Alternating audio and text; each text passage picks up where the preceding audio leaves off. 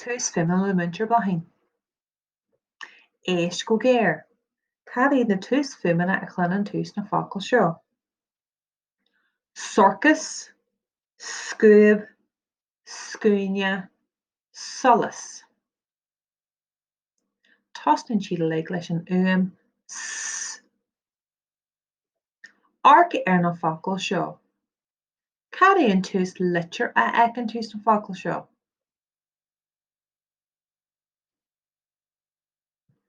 Sorcas, scúb, scúine, solas. Tostain siad le leis an litir S. Deall an litir S an uaim s. An féidir leat an litir S a scríobh anois. Bhain tríal as.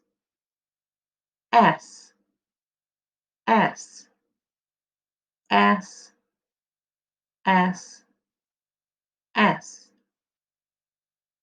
Cad iad na rudaí a thaisnn le S sa bhóstar seo? Scúb, sorcas, scúine, solas. Bhí scúine mhór ag an sorcas faoin solas mór. Go dté seo?